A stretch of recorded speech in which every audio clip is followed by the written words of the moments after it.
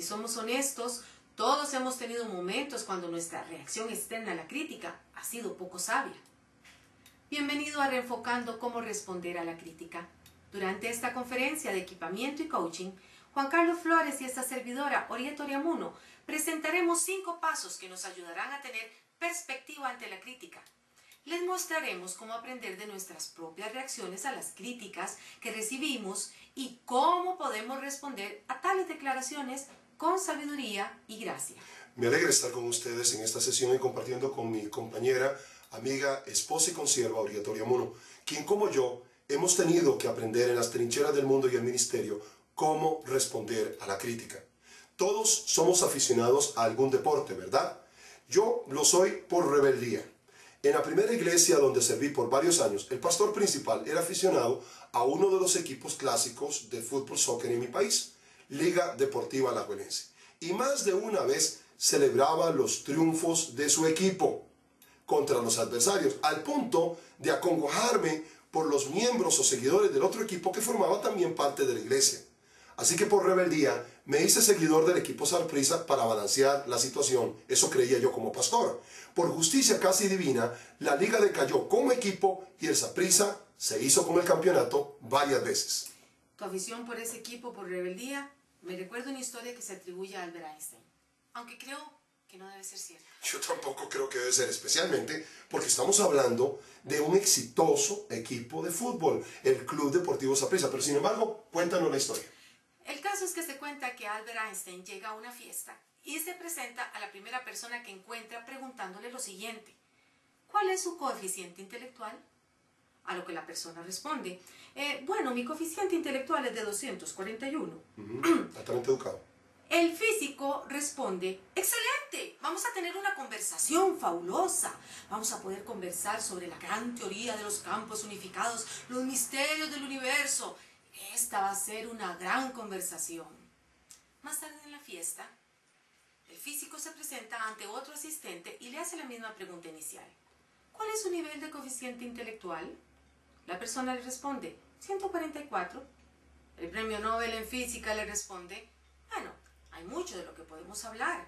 Al menos con un nivel de coeficiente intelectual de 144 podemos hablar de política y algunos asuntos intelectuales. Muy bien. Y actuales también. Finalmente, don Albert se presenta ante una tercera persona y le dirige la misma pregunta: ¿cuál es su nivel de coeficiente intelectual? A lo que esta persona responde: 51. Entonces, don Albert dice: ¿qué tal si hablamos del Deportivo Saprissa? Eso sí que estuvo mal, Orieta. Eso fue un disparo en la cabeza. Muy, muy malo de tu parte. Bueno, la verdad es que usted y yo vamos a ser criticados, como acabo de serlo yo, solapada y sarcásticamente por mi esposa, independientemente del equipo deportivo de nuestras preferencias. E independientemente de su nivel de coeficiente intelectual, que le quede claro. Eso es parte del trato. Puede ser por su forma de vestir, sus hábitos alimentarios, su vida espiritual, la forma en que predica, la manera en que hace casi cualquier cosa. Por eso, Orieta, esta sesión que hemos preparado es tan importante. Vamos a ser criticados, es un hecho irrefutable. Así que, ¿cómo vamos a manejarlo? ¿Cómo vamos a responder? Eso es algo que vamos a descubrir a través de esta sesión. Y es que existe lo que llamamos crítica constructiva y tiendo a definirla como lo que yo te digo a ti y no como lo que tú me dices a mí. Me suena muy conocido, estoy muy de acuerdo. Pero Oswald Sanders, en su libro ya clásico sobre liderazgo espiritual, escribe que ningún líder está exento de la crítica y su humildad nunca será vista más claramente que en la manera en que la acepta y responde a ella. La crítica es real, Juan Carlos, y lastima. Y necesitamos estar preparados como líderes para tratar con ella. Por eso estamos haciendo esta sesión, para que el Señor sane nuestro corazón y aprendamos a enfrentar la crítica. Muy bien. Mi abuela fue una de esas personas que tenía muchos dichos llenos de sentido común sobre la crítica. Uno de ellos decía: puedes saber lo que hay dentro de una persona por lo que sale de ellas cuando las lastiman. Eso es cierto. La idea es que cuando criticas a alguien, Orieta, puedes ver en su respuesta quién es realmente. Y esto aplica a mí también cuando soy criticado. Mi respuesta habla muchísimo de quién soy realmente dentro de mí. Y eso es así. El apóstol Pablo es un buen ejemplo de esto. Jesucristo es también, por supuesto, un gran ejemplo sobre este asunto de la crítica, pero tendemos a decir o a creer que por ser el Hijo de Dios no es un ejemplo que aplique bien a nuestra vida humana. Esto aun cuando la palabra de Dios muestra claramente que Él sufrió de la manera que nosotros sufrimos. Pablo fue criticado constantemente por la manera en que predicaba, porque supuestamente tomaba de las ofrendas. Se le acusó prácticamente de las mismas cosas de que son acusados los líderes de la iglesia y los ministerios hoy en día. Por ello vamos a profundizar en esta sesión sobre lo que aconteció al apóstol Pablo y cómo respondió a la crítica. Lo primero es que, número 1, acepte la crítica como normal. En el espacio en blanco escriba la palabra normal. Es simplemente parte de estar en el liderazgo. Recuerde que durante estas sesiones trabajamos con un bosquejo que se encuentra en su sede de recursos. Si no lo ha revisado aún, detenga esta presentación y proceda a revisar sus notas. Va a necesitar el bosquejo para ir llenando estos espacios como el que Orieta le acaba de sugerir. Ahora, entendamos algo. Es parte del liderazgo y por eso la crítica es normal. Es inevitable, es parte de la vida. Más aún en el liderazgo. Los que lideran absolutamente reciben las flechas. Los que abren nuevas sendas, los pioneros, siempre son atacados por aquellos que se sienten amenazados, disturbados por cualquier proceso de cambio o innovación. Cuando te adentras en un nuevo territorio, particularmente, te atacarán. Por eso me gusta lo que dice 2 de Corintios capítulo 10, en los versos 1 y 10, está en sus notas. Es un pasaje que hemos escogido que habla exactamente de cosas que necesitamos aprender hoy. Básicamente Pablo dice a partir del verso 1 lo siguiente: por la ternura y la bondad de Cristo, yo, Pablo, apelo a ustedes personalmente. Yo mismo que, según dicen, soy tímido cuando me encuentro cara a cara con ustedes, pero atrevido cuando estoy lejos. Más adelante, en el verso 10, Pablo escribe lo siguiente: pues algunos dicen, sus cartas son duras y fuertes, pero él, en persona, no impresiona a nadie, y como orador es un fracaso. Pablo está siendo criticado, Orieta. Pablo está siendo atacado. Así es. El apóstol Pablo fue criticado.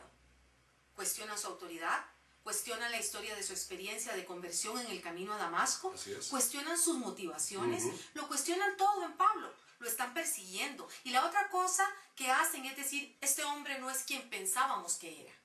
Como ustedes pueden observar, también cuestionan su apariencia, cuestionan su oratoria. Recuerdo cuando yo crecía a un locutor de una estación de radio, que él tenía una voz con gran presencia y profundidad, así como la de Juan Carlos. Ay, gracias, igual amén. a la tuya, mi amor. Amén, amén. Y me imaginaba cómo sería esta persona con solo escucharla por la radio. Cuán alta en estatura, cuán grande, seguro con unas manos grandes, orejas grandes, así como el gigante del de los frijoles. Nunca me olvidaré cuando conocí a este locutor en persona. Era pequeñito en estatura y peso. Era tremendo el abismo entre la imagen mental que formé en mi cabeza y lo que la persona realmente era. Esto es exactamente lo que le pasó al apóstol Pablo. Estos cristianos en Corinto habían estado leyendo las cartas que les enviaba y cuando llegaba a ellos no les pareció gran cosa. Pablo escribía muy bien, ¿verdad? Estamos de acuerdo. Pero su voz al predicar no era lo que la gente esperaba por sus cartas. De hecho, la tradición cristiana dice que Pablo era bajito de estatura, calvo y tenía una gran nariz en forma de gancho. Sin alusiones personales, tal vez le faltaba una ceja, señor. No, tenía más bien una sola ceja porque la nariz básicamente lo convertía en una persona un poquito fea para cualquier estándar. Por eso yo me la saco. El caso es que Pablo no era considerado en su tiempo como un orador público aceptable, ni por presencia, ni por voz, ni por nada más. No tan bueno como la gente esperaba después de haber leído sus cartas y crearse ciertas expectativas. Y Pablo, por cierto, era un poco sensible a esas percepciones de la gente. Ya creo. Y quiero citar un par de razones de por qué esto era difícil para Pablo. La primera razón de ellas, que está en su texto, es el punto B. El apóstol Pablo también era sensible a la crítica. Primero, las críticas estaban dirigidas a áreas donde él era vulnerable. Si Pablo hubiera sido criticado por falta de amor por el Señor o falta de inteligencia, simplemente se hubiera encogido de hombros y seguido adelante. Pero francamente, Pablo tenía un pasado cuestionable. Y no había nadie más en el camino a Damasco que diera testimonio de él. No tenía testigos de su conversión. Estas son áreas donde resulta difícil defenderse. Definitivamente, difícil. Y hablar al respecto fue llamado a ser apóstol bajo circunstancias únicas, Juan Carlos. Así es. Pablo no causaba una buena impresión a primera vista. Para empezar, escuchamos lo que Juan Carlos dijo que decían de Pablo. Y él lo sabía muy bien. Existían espejos en ese entonces también. Por menos del alma. Por ello es difícil lidiar con la crítica cuando ésta se enfoca en las áreas donde somos vulnerables. Ahí es donde es más sensible. Un hecho que mencionaste ahorita y que es importante destacar es que resulta más difícil lidiar con la crítica cuando ésta viene de adentro, es decir, de boca de otros creyentes o cristianos. Así que en el pasaje que leemos de los Corintios, esta era la gente que Pablo le había presentado el Evangelio. Es que hay que tener el contexto ahí claro. Resulta difícil lidiar cuando es personas que usted le presentó por primera vez el Evangelio. Así que en el pasaje nos encontramos con que Pablo escribió una carta para una comunidad que planeaba visitar. Luego se presenta y alguna gente se pregunta, ¿y este es Pablo? Esta es una pregunta que hiere a Pablo. Una cosa es que el mundo trate de caerte encima, ya que tú esperas que eso pase en algún momento en tu ministerio. Pero cuando el ataque viene de hermanos creyentes, es más difícil de recibir y de aceptar. Por eso en sus notas indicamos como segundo punto que las críticas más duras vienen o venían de otros creyentes. Creo que ninguno de nosotros ha sido atacado por sus clientes, ¿verdad? Nadie. Nada, ahorita vos nunca has sido criticada, ¿no? Ninguno ha tenido luchas de estas. No. En mi país ni en el suyo. He tenido mi parte en estas luchas, igual que vos, Juan Carlos, igual Así que es. ustedes también. Y es duro ser atacado por gente del mundo, pero se sabe que el mundo a menudo no recibe ni entiende el mensaje que comunicamos. Eso no nos debería extrañar, no nos deberíamos de lastimar, deberíamos de hacer como Pablo, encogernos de hombros. Pero sí debería extrañarnos, nos extraña y nos duele que haya cristianos que se enojen porque el mundo rechace el Evangelio. Sabemos por la palabra que el mensaje será a menudo rechazado por el mundo, porque éste no comprende los misterios de Dios.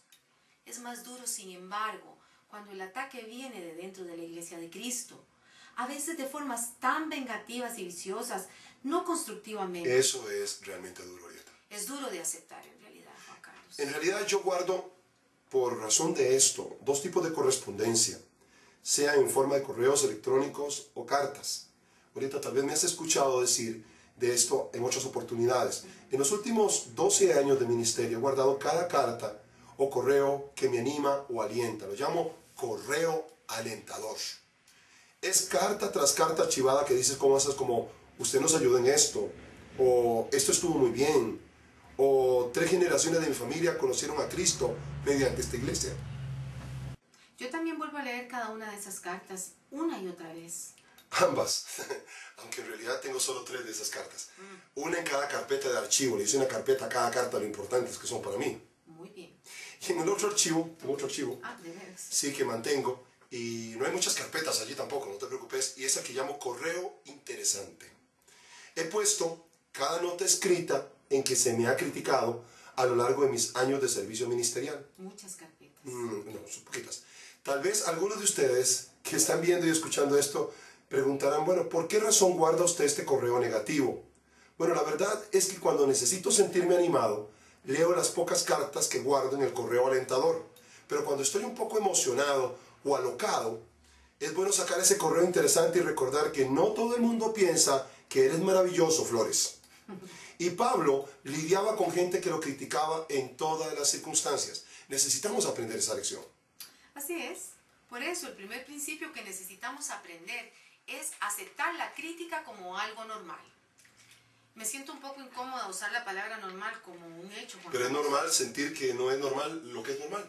Bueno, sí, pero de todas maneras me siento incómoda. Vea, Orieta, en el punto C, Jesucristo fue criticado. La gente criticaba a Cristo. Y si podía encontrar algo de qué acusar y criticar a Jesús, con toda seguridad que pueden encontrar algo contra usted que me escucha, contra Orieta o contra mí, para criticarnos. Jesús dice en Juan 15, versículo 20, acordaos de la palabra que os dije. Un siervo no es mayor que su señor. Si me persiguieron a mí, también os perseguirán a vosotros. ¿Y sabes qué, Juan Carlos? Ese verso no me gusta mucho. A mí tampoco. Podríamos quitarlo de la Biblia, hacer nuestra propia versión solo con los versos agradables. ¿Qué les parece? ¿Quieren hacerlo? Tengo que volver a estos versos. Si estoy efectivamente haciendo el trabajo que Dios me ha encargado, si estoy realmente enseñando y viviendo la palabra de Dios, entonces la crítica tendrá lugar. Justamente al inicio del Sermón de la Montaña, en Mateo capítulo 5 versos 10 al 12, Jesús dice lo siguiente: bienaventurados aquellos que han sido perseguidos por causa de la justicia, pues de ellos es el reino de los cielos.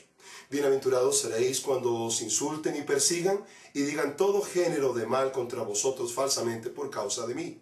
Regocijaos y alegraos, porque vuestra recompensa en los cielos es grande, porque así persiguieron a los profetas que fueron antes que vosotros. Esto es parte del trato del servicio, esto es parte de la bendición. Tenemos que recibir lo que esperamos para poder manejarlo. Así es, Juan Carlos.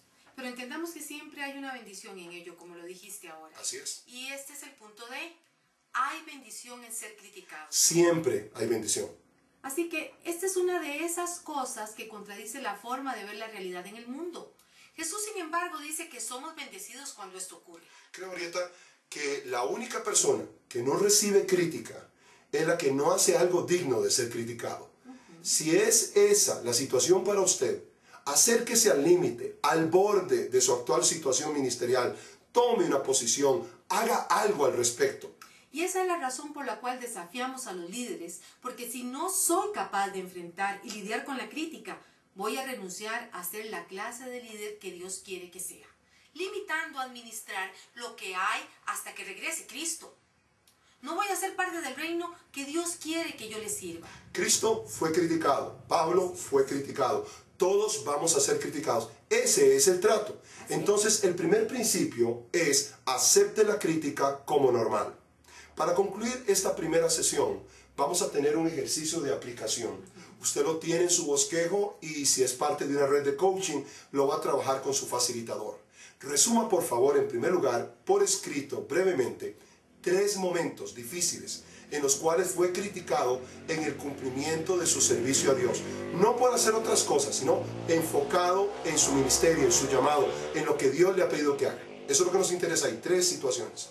Y luego revise, en segundo lugar, si las críticas fueron dirigidas a sus áreas vulnerables e identifique cuáles son esas áreas sensibles, esas áreas vulnerables en su vida. Escríbalas, por favor. Quiero agradecerle que nos haya acompañado en esta primera sesión. Durante la segunda sesión vamos a profundizar en otros 2 principios para responder con gracia y sabiduría a la crítica. Le habló Juan Carlos Flores Y Oriatoria Muno, de Liderazgo e Innovación.